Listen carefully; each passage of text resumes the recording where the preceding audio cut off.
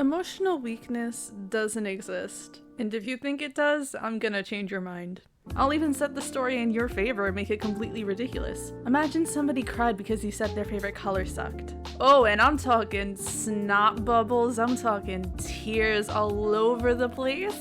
And that person is not emotionally weak. Ridiculous scenario, and yet it's still too easy to defend. Because no matter how ridiculous the thing that sets someone off is, that's not actually what they're crying about. And it's easy to feel confused when you've just said green sucks and now you have someone in front of you fucking choking on their tears. But I could give you infinite scenarios in which that would not be ridiculous.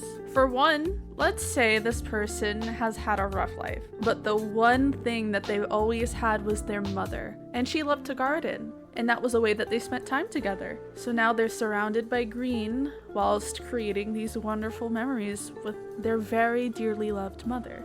But 3 days prior to the interaction that you're having with this person right now, their mother passed away. And so now when you say green sucks, it's not just green sucks. Now you are in their mind insulting these wonderful memories that they have with their mother.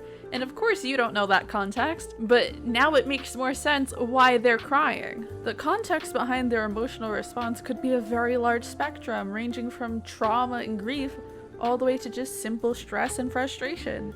But girl, you know damn well nobody is crying because you said their favorite color sucks. Like, nobody is doing that. And I think that we've all experienced someone misunderstanding us in that way, where they're like, what the fuck are you even crying about? But it's so deep to us that sometimes we can't even explain it, because it's just like so deep rooted that sometimes we don't even know where it's coming from. But that doesn't mean that it's not coming from somewhere, and that doesn't mean that the exact circumstance that just happened is the reason that you're crying. Like, you are not crying because you dropped a paperclip. I'm sorry, but you're not. Like, I know how easy it is to dismiss yourself, but listen. I'll teach you how to have the emotional strength you've always dreamed of. Think of the environment that you live in. What kind of emotional reaction does that environment invoke from you? And go deeper than just your home. Go into circumstance, go into your career, go into your schooling, go into the societal pressures that you live within. How do you feel about all of that? In which areas do you feel constantly stressed? Where do you feel trapped? Where do you feel upset?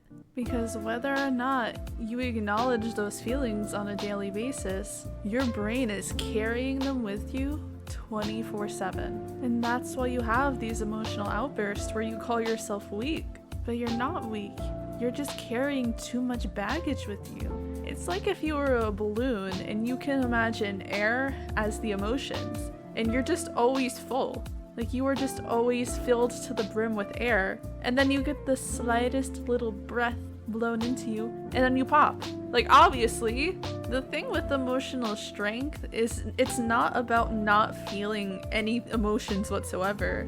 Emotional strength is the outcome of all the effort that it takes to unload all of these negative emotions that you've been carrying with you throughout your entire life.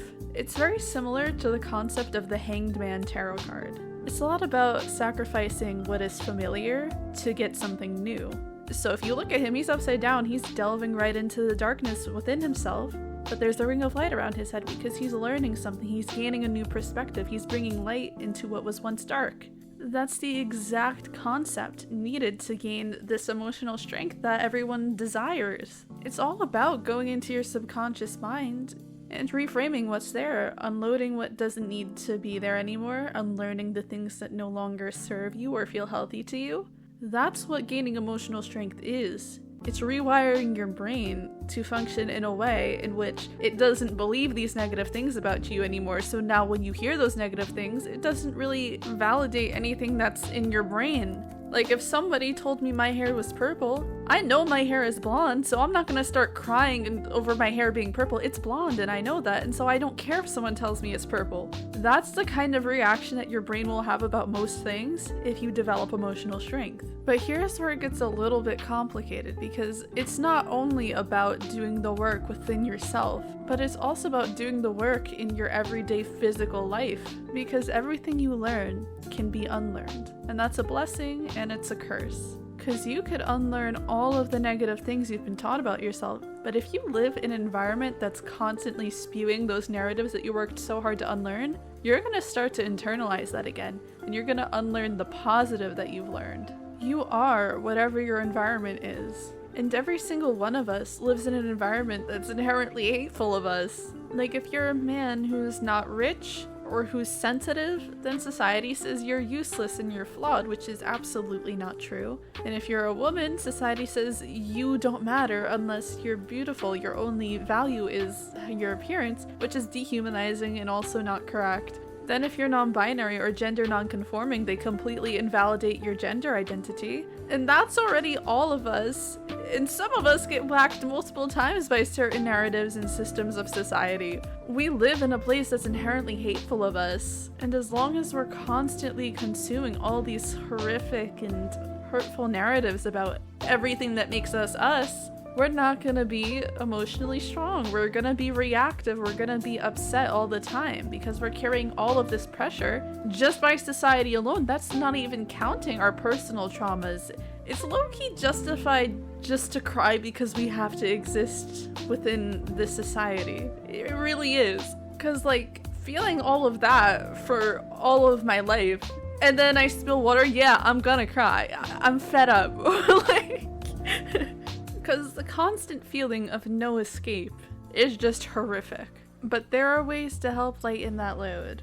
I think the best remedy for feeling all of this hate from all angles is to start being exposed to love more often. Because if you're a man and society says you're never allowed to have any emotion other than anger, and you befriend a bunch of people who think just like that, that's gonna become your world. That is your life. But if you were to change your friend group so that you're exposed to men who are sensitive and who are very comfortable crying and don't dehumanize you in that way, it's gonna feel completely different. Like, you will emotionally feel so much better. Because yeah, we're forced to live in this environment of society that's inherently hateful, but that doesn't mean we can't have our own little happy ecosystem. Like, just because we live on Earth doesn't mean we can't have a house. You just gotta put in the work to build it.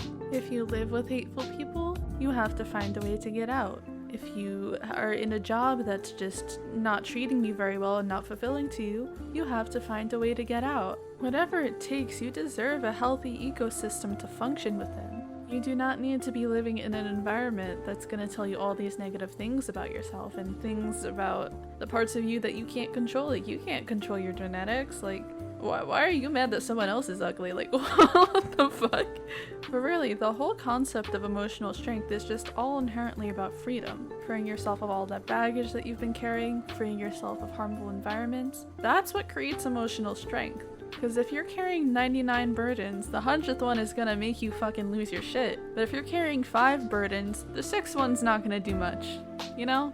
People that are strong emotionally aren't just immune to everything. They're just carrying less than you are right now.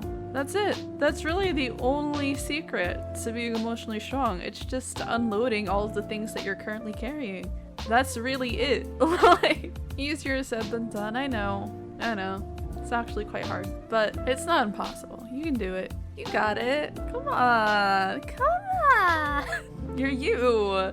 Get to it. But that's all for today, and I hope you have a great day. And you can join the subreddit if you'd like. We're cool there. We're vibing. Anyways, bye.